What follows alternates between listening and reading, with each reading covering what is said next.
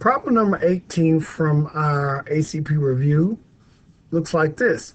The graph below shows the relationship between the number of gallons of fuel remaining in a truck and the number of hours the truck has been driven. And let's look at this graph. Okay. Again, this is the time driven and the fuel, the amount of fuel that's actually in the truck or that's remaining in the truck, I guess. Well, actually just in the truck. If we look at this, we can actually see that this is steady decline. What they want to know is look at the x-intercept.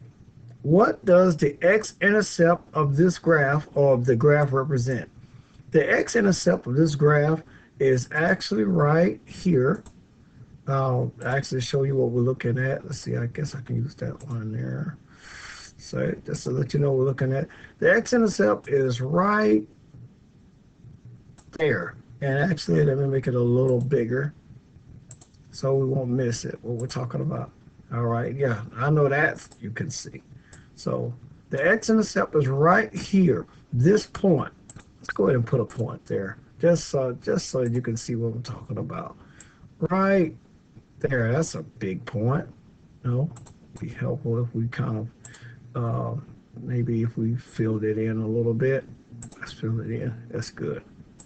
All right, let's see, it looks like it won't let me fill it in.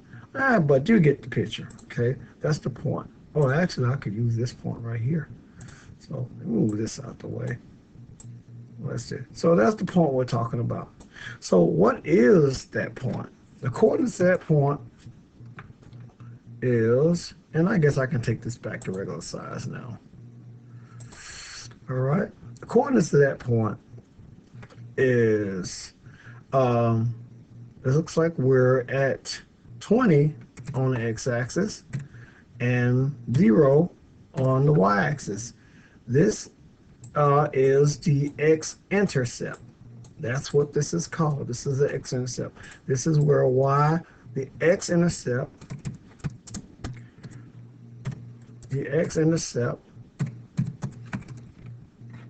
and I did type that wrong, the x-intercept,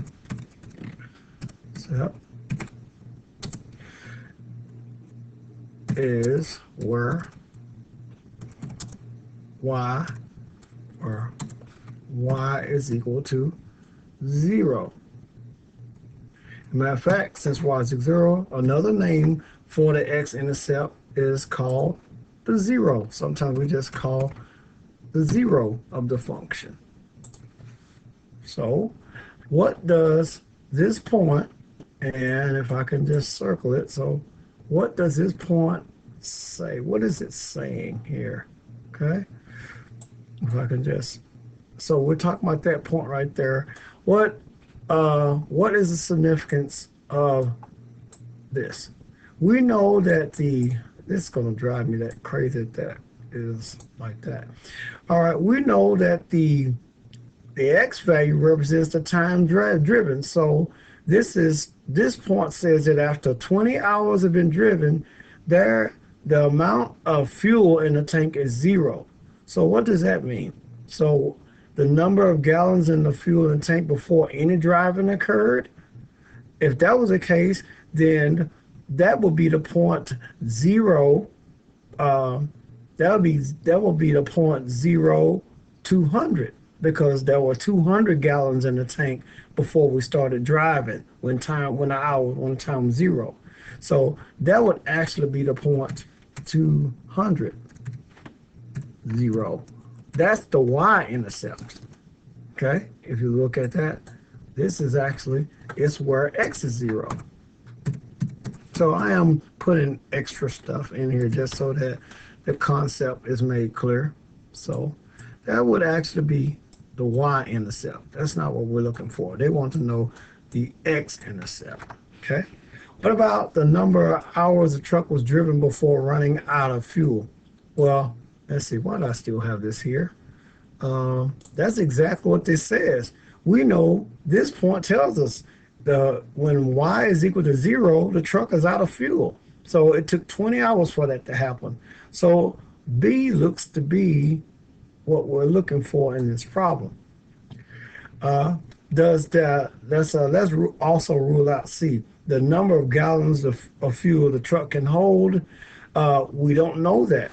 We only know that there were 200 gallons of fuel before we started driving, but we don't know if that was the total amount the truck could hold because that information is not given to us.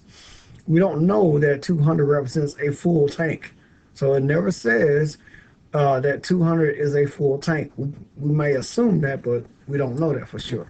And what about the number of hours required to use 1 gallon of fuel? Is that given out anywhere? Um, well, we can probably find that. Actually, if we look at the slope of this line, if we look at 2 hours, in 2 hours, we have gone from 200 gallons to 180 gallons. So that's 20 gallons down in 2 hours.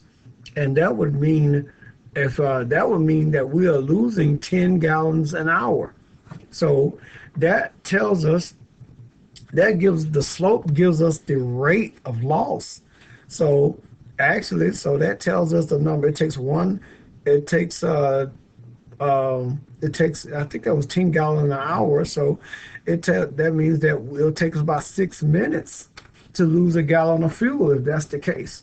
But that's nice to know. But only, again, let me go back to, only thing we're interested in is what the x-intercept was. X-intercept, again, is where y is equal to 0. That's what this is. This point is 20, 0. 20, again, in this 20 is the x value, which is the time driven, and 0 is the amount of fuel. So we're empty at 0, and it took 20 hours to get there. So that's what the x-intercept means in this problem.